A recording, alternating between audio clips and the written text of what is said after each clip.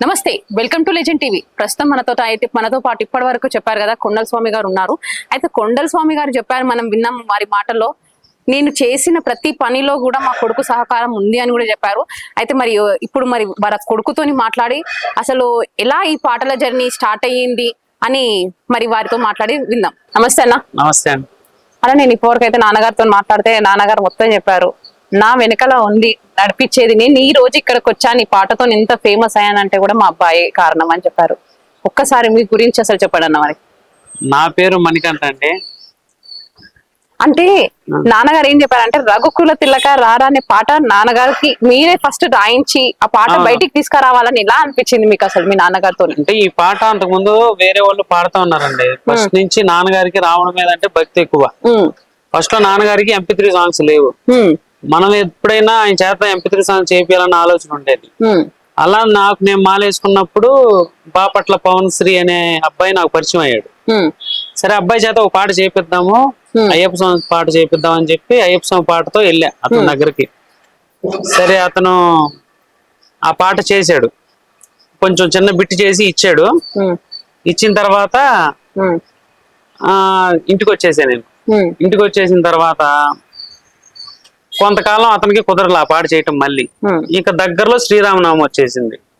ఇంకా శ్రీరామనవమి వచ్చేసింది కదా అని చెప్పి, ఈ పాట నాన్న బాగా పాడతాడు, ఈ పాటే పాడిద్దాము, ఈ పాటే చేపిద్దాం అని చెప్పి మళ్ళీ వెళ్ళి ఈ రఘుకుల తిలకరారా అనే సాంగ్ తీసుకెళ్లి అతనికి ఇచ్చి ఈ పాటకి ట్రాక్ చేయమని చెప్పా. నాన్నగారికి కూడా తెలియదు పాట చేపిస్తున్నట్టు. ఇక ఆ ట్రాక్ చేపించి తర్వాత నాన్నగారికి చెప్పా, ఇలా ట్రాక్ పూర్తయిందంట, అతను కాల్ చేశాడు పవన్ శ్రీ, మనం వెళ్ళి పాడొద్దాం అని చెప్పా. వెళ్ళి స్టూడియోలోకి వెళ్ళాము. అతని ఇంటి పైనే అతని సపరేట్ స్టూడియో రూమ్ ఉంది. అందులో ట్రైల్ పాడండి గురువు గారు అని చెప్పాడు.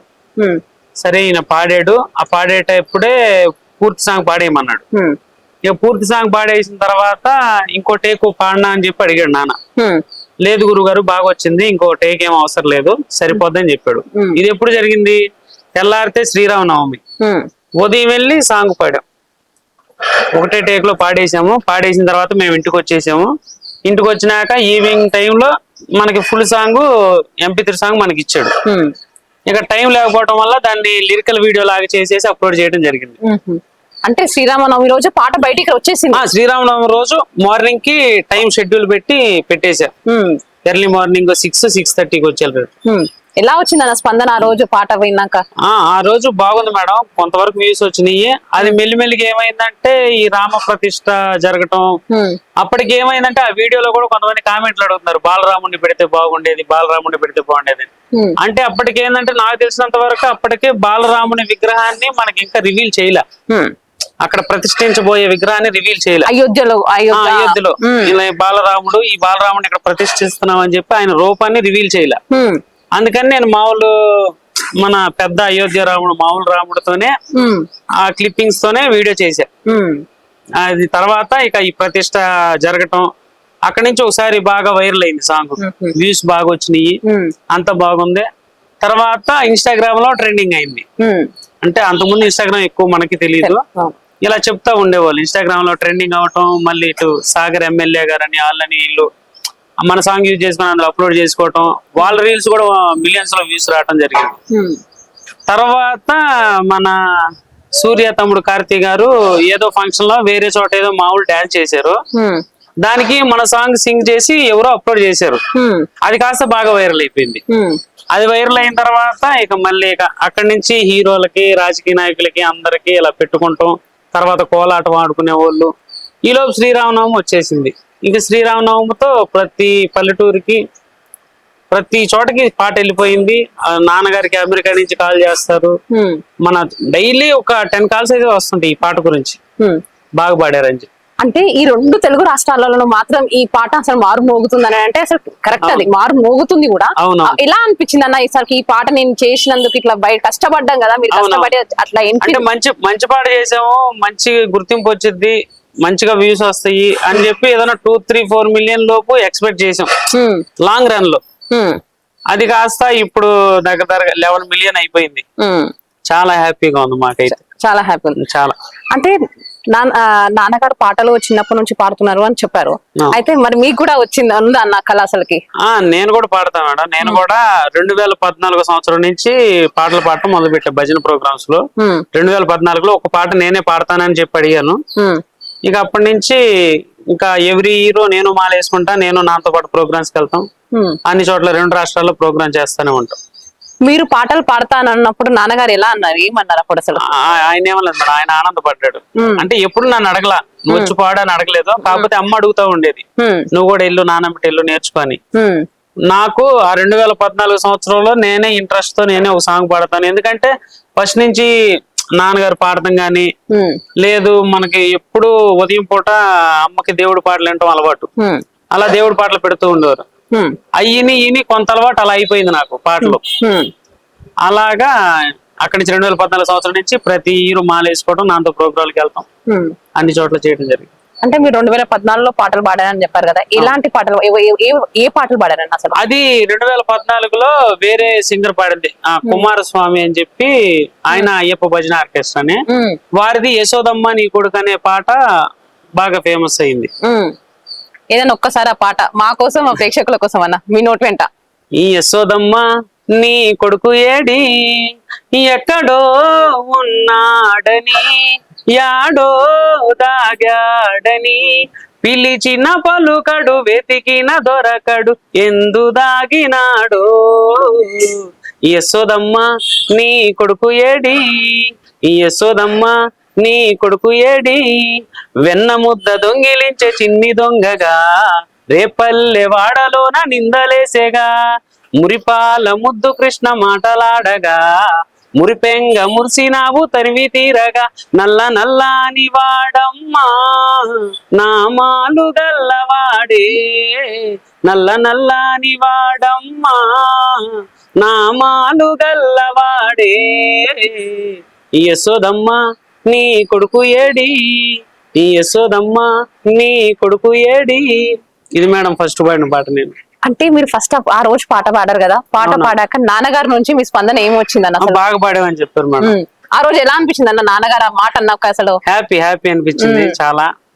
ఇక ఆ సంవత్సరం ఆ ప్రోగ్రామ్స్ అన్ని ఆ పాట, దాని తర్వాత ఇంకొక పాట, అలాగా ఆ ఇయర్ అంతా 1-2 పాటలతోనే అయిపోయింది. నెక్స్ట్ ఇయర్ నుంచి 3 పాటలు 4 పాటలు. ఇప్పుడు సగం ప్రోగ్రామ్ నాన్నగారు, సగం ప్రోగ్రామ్ నేను చేసేస్తాం. ఒకవేళ ఏదైనా ఎవరికైనా ఇబ్బంది అయినా ఫుల్ ప్రోగ్రామ్ చేసేస్తాం ఎవరో ఒకరు.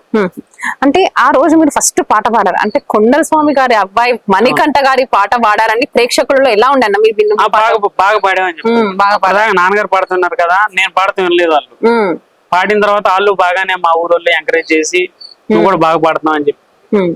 అన్న మీరేమన్నా సొంతంగా పాటలు రాయడం గానీ, పాటలు పాడడం గానీ చేశారన్న? రాసామా. ఎన్ని పాటలు రాశారన్న? ఒక 45-50 పాటలు రాశారు మీరు. మన ఛానల్లో 2-3 సాంగ్స్ తప్పితే మిగతా నేను రాసినవి. అందులో నేను రాసిన ఉంటాయి, కొద్దిగా నాన్న సహాయం తీసుకొని కూడా రాసినవి కొన్ని పాటలు ఉంటాయి. అన్న ఈ పాటలు రాయాలి అనే ఆలోచన ఎప్పుడు వచ్చింది అసలు మీకు? ఇట్లా అంటే నాన్నగారి చేత MP3 పాటలు నాన్నగారికి లేవు, ఆయన చేత కూడా పాటలు పాడించుకోవాలన్న ఉద్దేశం నుంచి వచ్చింది ఈ పాటలు రాయాలన్న ఉద్దేశం కూడా. ఇది కూడా నేను 2 years 2.5 years నుంచే స్టార్ట్ చేసింది నేను కూడా రాయటం. అంతకు ముందుకు ఏం చేసేవాళ్ళు అసలు? అంతకుముందు మైక్ అనౌన్స్మెంట్లే మాకు. మైక్ అనౌన్స్మెంట్, అడ్వర్టైజ్మెంట్లు ఉంటాయి కదా, షాప్ ఓపెనింగ్ అని, ఎలక్షన్స్ అని, మూవీస్ అని, అలా నాన్నగారితో ఒక ఆటో నాదొక ఆటో, మైక్లు ఎప్పుడు పెట్టుంటాయి. అంటే బాడుగులకి అయితే ఏమి వెళ్ళాం, మనుషులను ఎక్కించుకొని. ఓన్లీ అనౌన్స్మెంట్ ఉన్నప్పుడు అనౌన్స్మెంట్ తిరిగి వస్తూ ఉంటాం. ఎంతవరకు చదువుకున్నారన్న అసలు మీరు? నేను డిగ్రీ సెకండ్ ఇయర్ చదివి అంటే డిగ్రీ సెకండ్ ఇయర్ చదువుకుంటూ ఇక్కడ వరకు ఈ పాటల జర్నీ స్టార్ట్ చేశారు అన్నట్టు కదా అక్కడ నుంచి? అవును. అసలు ఈ పాటల జర్నీ నాన్నగారితో స్టార్ట్ చేయాలి లేకపోతే వేరేది ఉండేనా మీకు? గోల్ ఏది ఉండే అసలు? పాటలు పాడాలన్నా లేదా ఎట్లానే? పాటలు పాడే గోల్ ఏం లేదు. నాన్నగారు ఫస్ట్ నుంచి బాగా పాడుతున్నారు కదా, ఆయనకి కూడా మంచి సింగర్ గుర్తింపు లేదు, గుర్తింపు ఉంటే బాగుండేది అనేది నా ఉద్దేశం మేడం. ఆయనకి ఎలాగైనా గుర్తింపు తేవాలని చెప్పి ఇక రఘుకుల తిలకరారా పాట చేసిన తర్వాత వేరే సాంగ్ చేపిద్దామని ట్రై చేసాము. అతనికి పని వల్ల కుదరలేదు. ఇక దసరా దగ్గరలో ఉండేసరికి మనమే ట్రై చేద్దామని చెప్పి అప్పటి నుంచి మన పాటలు రాసుకొని మా కీబోర్డ్ ప్లేయర్ ఆర్యమండ శ్రీనివాస్ అని ఆయన పిలుచుకొని మన పాటలు మన ఇంట్లోనే చేసుకోవడం స్టార్ట్ చేసాం. అంటే ఇప్పుడు మొత్తం షూటింగ్ అంటే పాటలు పాడడం కూడా మొత్తం ఇంట్లోనే జరుగుతుంది? ఇంట్లోనే పాటలు ట్రాక్ రికార్డ్ చేయడం కానీ, వోకల్ పాడటం కానీ అన్ని ఇంట్లోనే. అంటే మరి అవన్నీ ఇట్లా అంటే ఇప్పుడు కీబోర్డ్ తెచ్చుకోవాలన్నా మీకు ఎలా ఎవరు సపోర్ట్ అవన్నీ నాన్నగారిని మనకి పాటలకి ఇది రికార్డింగ్ ఇది అవసరం, ఇది కీబోర్డ్ అవసరం, ఇలా స్టూడియో మానిటర్లు అవసరం, ఇలా మైక్ అవసరం అని ఏది అడిగినా కూడా అవసరం అంటే ఖచ్చితంగా నాన్నగారు అది కొనిచ్చేవాళ్ళు. అంటే అడుగుతుంది మన కోసమే కదా, మనకు ఉపయోగమే కదా. అంటే ఎందుకు ఇది ఏమొద్దు అదేం అడగను. ఎందుకంటే నేను ఏది చేసినా అది మన ఇంటి కోసమే చేస్తాడు, ఆలోచించే చేస్తాడని చెప్పి ఆయన నమ్ముతాడు. అందుకని చెప్పి దేన్ని కాదనేవాడు కాదు. మీ సొంతంగా రాసి మీరు పాడిన పాటలు ఏమైనా ఉన్నాయన్న? ఉన్నాయి మేడం. ఏదైనా ఒక్కసారి పాడండి. అందులో నేను పాడింది నేను రాసి నేను పాడిన పాట ఈ మధ్య బాగా ఏ ప్రోగ్రాంకి వెళ్ళినా అడిగే పాట ఒకటి ఉంది మేడం. నిండు పున్నమి వేళలో పడి పూజ పెట్టి పిలిచామురా, భక్తులంతా నిన్ను చూడగా మణికంఠ స్వామి జాగేలరా, ఆలస్యం ఎందుకు అయ్యా 5 కొండలు దిగిరావయ్యా, పెద్ద పులి ఏ మాయనయ్యా దాని మీద ఎక్కి కదలి రావయ్యా, నిండు పున్నమి వేళలో పడి పూజ పెట్టి పిలిచామురా, భక్తులంతా నిన్ను చూడగా మణికంఠ స్వామి జాగేలరా. అన్న ఇలా పాటలు పాడుతున్న విషయంలో అసలు కొంచెం మీకు మ్యారేజ్ అయిందని కూడా నాన్నగారు చెప్పారు, మరి చెప్పండి అన్న. డిగ్రీ సెకండ్ ఇయర్ లోనే అయింది మేడం. డిగ్రీ సెకండ్ ఇయర్ అయింది, తర్వాత ఇక కుదరలే, కాలేజీకి వెళ్ళడానికి కూడా కుదరలే, మ్యారేజ్ అయిపోయింది. మీ వైఫ్ సపోర్ట్ ఎలా ఉందన్న? మీ వైఫ్ సపోర్ట్ ఫుల్ గా ఉండేది మేడం. ఇది పాటలు రాసేటప్పుడు కూడా బాగా ప్రోత్సహిస్తూ ఉండేది. ఇంకా మంచి పాటలు, ఇంకా జనాలు గుర్తుండిపోయే పాటలు, జనాలు బాగా ఆకర్షించే పాటలు రాయమని ప్రోత్సహిస్తూనే ఉండేది. అంటే నాన్నగారు అంటే ఇప్పుడు భక్తి పాటలే రాశారు, భక్తి పాటలు పాడతారని చెప్పారు, అంటే మీరు కూడా అవేనా అన్న మొత్తం? అంటే నాకు ఆలోచన ఉంది మేడం, ప్రైవేట్ సాంగ్స్ పాడాలి, నాకుంటే సపరేట్ ఒక యూట్యూబ్ ఛానల్ అది కూడా పెట్టుకోవాలని ఆలోచన ఉంది. ప్రైవేట్ సాంగ్స్ రాయాలని ఇప్పటి వరకు రాయలేదు, ఆలోచన అయితే ఉంది ప్రైవేట్ సాంగ్స్ చేద్దామని. ప్రైవేట్ సాంగ్స్ చేసే ఆలోచన అయితే ఆలోచన ఉంది, కాకపోతే మనం అంతవరకు చేయగలమా లేదా అనేదే డౌట్. ఇక ఇంతవరకు వచ్చిన వాళ్ళు అది కూడా చేస్తారు కదా. అంటే అన్న, అంటే ఇప్పుడు మీ ఇద్దరు సింగర్లు ఇప్పుడు మా ముందు ఉన్నారు, అంటే మీ ఇద్దరు సింగర్స్ నుంచి ఒక పాట మా ప్రేక్షకుల కోసం అసలు ఏం పాడవాడు? అందరి రాజ్యాన్ని పాడతావా? పందల రాజ్యాన పాము పడగల నీడనా వెలసినాడు అయ్యప్ప స్వామి శబరి కొండనా, స్వామి సక్కన స్వామి పలుకు సక్కనా, నిన్ను చూసిన జన్మ ధన్యము అయ్యేనా, శరణం శరణం అయ్యప్ప స్వామి శరణం అయ్యప్ప, శరణం శరణం అయ్యప్ప మా స్వామి శరణం అయ్యప్ప, పందల రాజ్యాన పాము పడగల నీడనా వెలసినాడు అయ్యప్ప స్వామి శబరి కొండనా.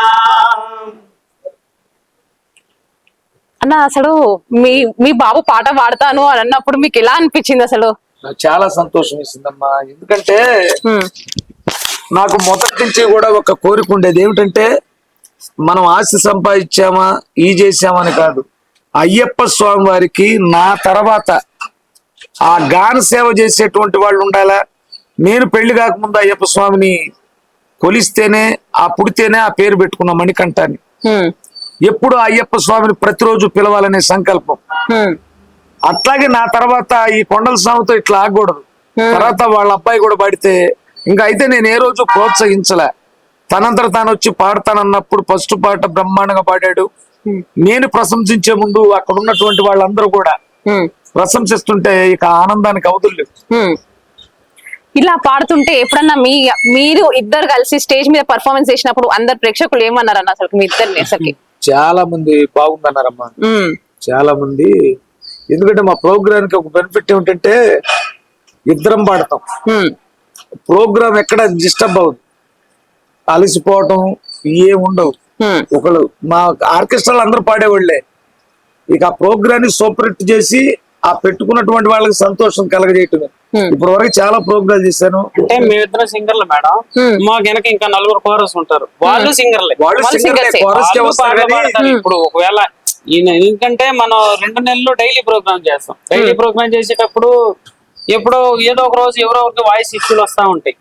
అలా వచ్చినప్పుడు ప్రాబ్లం లేకుండా, ఇప్పుడు నాన్నగారికి ప్రాబ్లం వస్తే నేను ఉంటాను, నాకు ప్రాబ్లం వస్తే వాళ్ళు ఉంటారు. అలా మన ప్రోగ్రామ్ డిస్టర్బెన్స్ కాకుండా ప్రోగ్రామ్ అయితే ఆ పెట్టుకున్న ఆయనకి ఇబ్బంది లేకుండా ఆనందపడేటట్టు ప్రోగ్రామ్ సక్సెస్ అయిపోద్ది. అది 3 గంటలు జరగని, ఒక్కోసారి 4 గంటలు జరగని, ఒక్కోసారి 2 గంటల్లోనే అయిపోయింది. ఒక్కోసారి కొన్ని పూజలు కొద్దిగా లేట్ అవుతా ఉంటాయి. 3 గంటలు అనుకున్నది 4 గంటల వరకు కూడా వెళ్తాయి ప్రోగ్రామ్. అలాంటప్పుడు కూడా ఇబ్బంది ఉండదు. అసలు మీ బాబు పాటలు పాడుతుంటే ఇప్పుడు అంటారు కదా పుత్రోత్సాహం అనేది అని అంటారు కదా, అసలు మరి అలా అనిపించిందా మీకు ఎప్పుడన్నా తన చాలా బాగా అనిపించిందమ్మా. ఎప్పటికైనా వాడిని చూసినప్పుడు నాకు చిన్నపిల్లాడు అనకూడదు, దేవుడు కనపడతాడు నాకు. ఎందుకంటే నా కొడుకు లేకపోతే ఈ రోజు నీ స్థాయిలో నేను ఉండేవాడినా, ఇంతమంది ప్రశంసలు నేను అందుకునేవాడినా. మరి దీనికోసం వాడు ఎన్నో రోజులు కంప్యూటర్ ముందు కూర్చొని పడిగాపులు పడతా నిద్రలు మేలుకొని ఇంత కష్టపడ్డాడే, ఆ బాధ మాత్రం నాకు ఎప్పుడు ఉంటదమ్మా. అది ఆ భగవంతుడే నాకు కొడుకుగా వచ్చాడు అనుకుంటా. అంటే మీ కొడుకే ఈ పొజిషన్ కి తీసుకొచ్చినారు అంటున్నారు. అసలు ఏం చెప్తారు నాన్నగారు మాటలాగా? నేను కోరుకున్నా కూడా అదే మరి, ఆయన గుర్తింపు రావాలని కోరుకున్నాను. అది దేవుడి దయ వల్ల, శ్రీరాముడి దయ వల్ల, అయ్యప్ప స్వామి దయ వల్ల, దుర్గమ్మ తల్లి దయ వల్ల, అందరి దేవుడి వల్ల వచ్చేసిందని ఆనందంగా ఉంటుంది. నాన్నగారు చెప్పారు, మేము అసలు చిన్నగా ఉన్నప్పుడు, తను చిన్నగా ఉన్నప్పుడు అసలు చాలా గరీబ్ లో ఉండి, అంటే లేని స్టేజ్ లో కూడా నేను పైకి తీసుకొచ్చాను, తను కష్టపడి తీసుకొచ్చాను అని. మీకు ఎలా?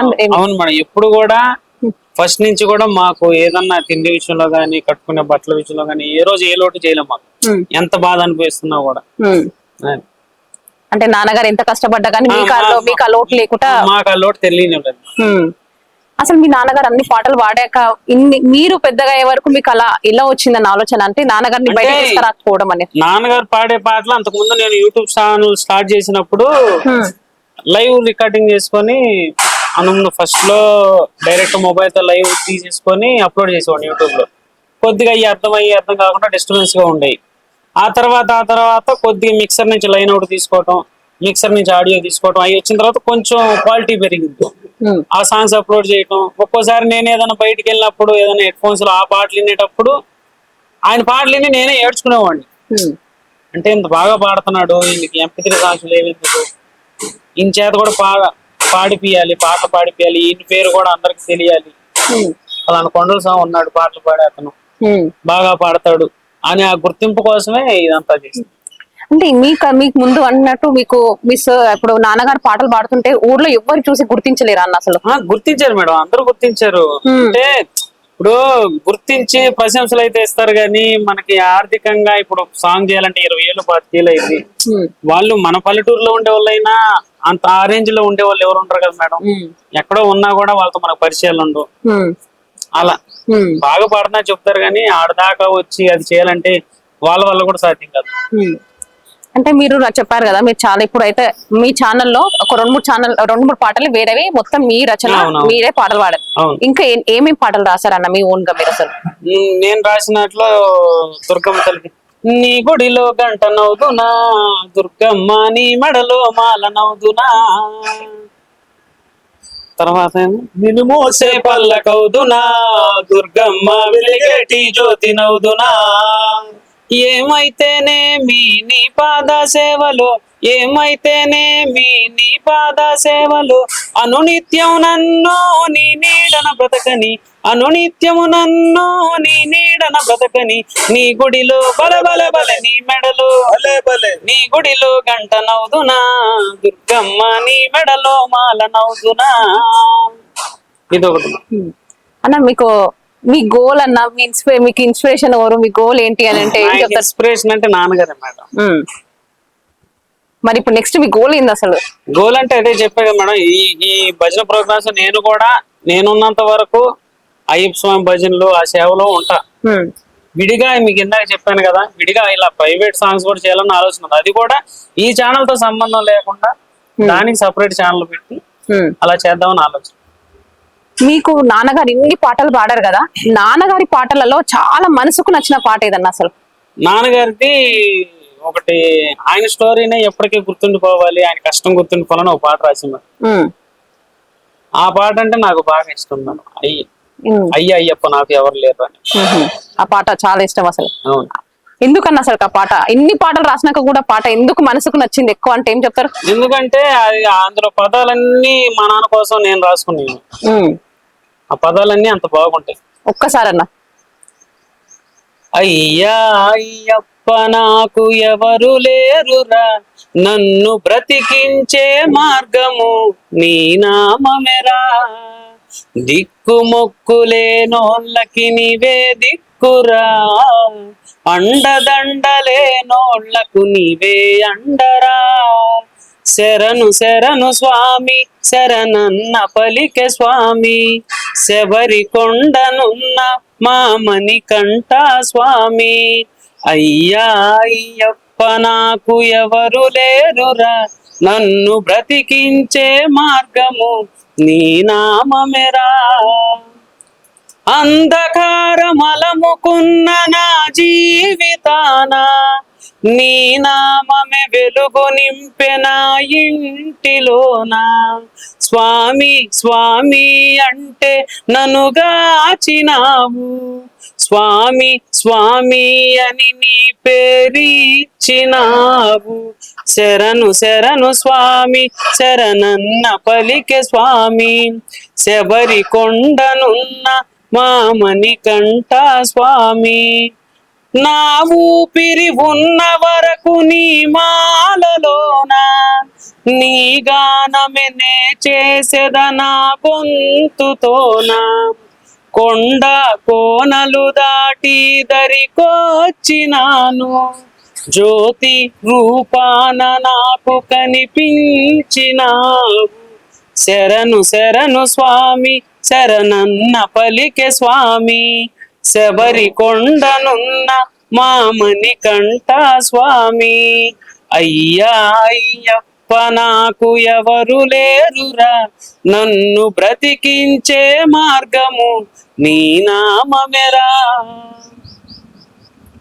అసలు చాలా అసలుకి పాట పాడుతుంటే కూడా ఎంతో అసలుకి మీనింగ్ ఉందండి అసలు.